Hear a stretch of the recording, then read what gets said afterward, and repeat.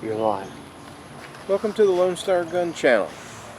Today I'm going to be talking about this little jewel here. This is the Sig Sauer SP2022.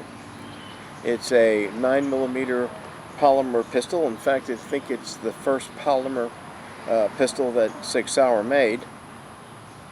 It comes in two other calibers. It comes in .40 caliber Smith & Wesson and in .357 Sig. I'm going to give you some specifications, and then I'll give you some personal experience with this particular gun. Sig also has two guns that are very similar to this, which is the P126 and the P129. They're all metal. They look very much like this one. There are a few differences, but the 126 and 129 are very expensive guns. This one here is fairly inexpensive, especially for a Sig.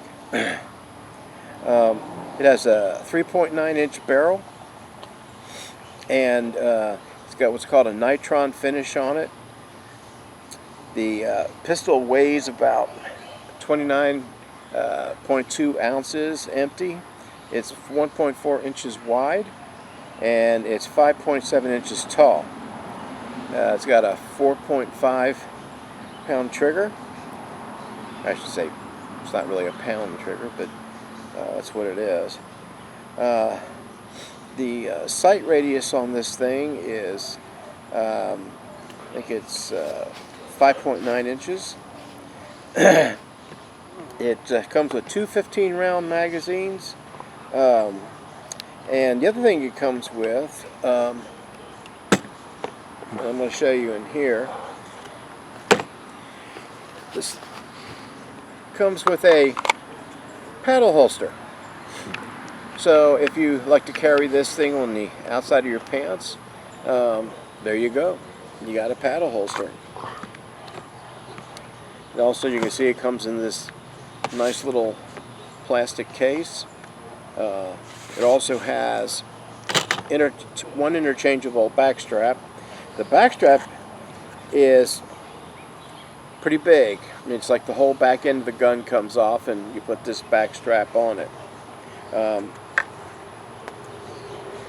Putting the magazine into the gun gives you a really good idea of how this grips. It's got that little pinky grip right there. The gun is unloaded. It also has dual strike capability, and it's truly a combat gun. And I understand there are some military and police units that carry this gun. You will notice on this side of it, it has an extended slide release, and this right here is a decocking lever. So when you cock the gun, you hit this little decocking lever, and there you go. So you can carry this in condition one with one in the chamber, and then you'll have that long trigger pull for the first shot.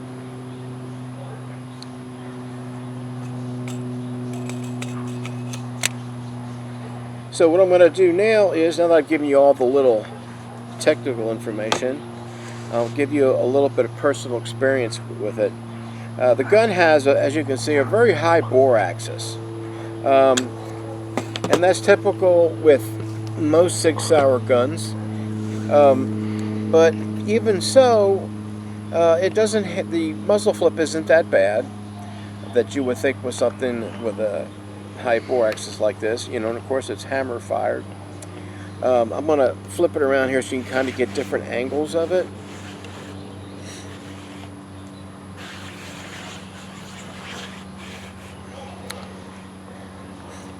And the texturing on the grip is pretty good.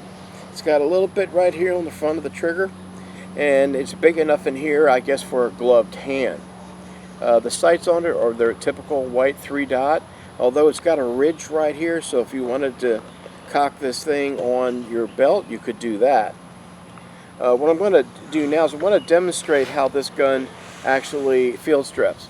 It's a little different than a lot of guns on the market. It's kind of like a lot of CZs do it this way.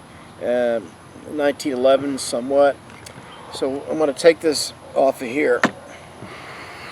And what you have to do is you have a little notch right here, and you just have to line this up with that notch and just pop this slide release out. So what I'm going to do is, I can't see it from that side, I have to do it from this side. But I'm just going to line that up. And as you can see, it pops right out. Slide comes right off. Now this has a stainless steel guide rod, and so you know, I mean, it's typical of Sig Sauer quality. I mean, everything about this gun, it's just amazing of the price point that you can get this gun at. So here's your 3.9-inch barrel. If you look to see the inside of this slide, I mean, it's just really nice, typical, really good Sig Sauer machining in here. And the other nifty thing about putting the barrel back in is that this has a little nipple on the end of it. So when you put this actually in here, or some of them just fasten on there, this actually will actually go right into place. Very solid lockup on it. And putting the gun back together, just grab your little slide release, you line up the slots,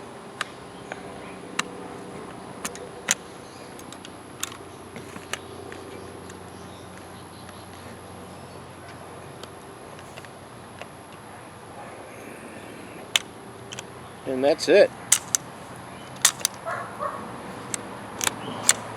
And you sit by the trigger, got a little bit of take up there, and then it's gone.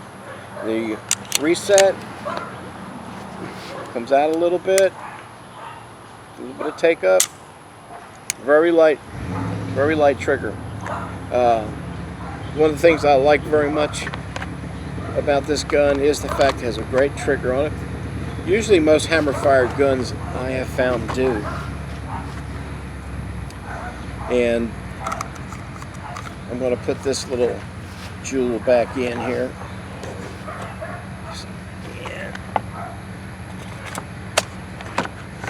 So just so you can get an idea what it looks like when you get this. It has the instruction manual. It's going to have a lock for the gun and things like that. I usually take that stuff out and put it away. Well, that's the end of this particular video. I'll be doing some more. If you have any questions, please leave some comments. I'll be glad to address them.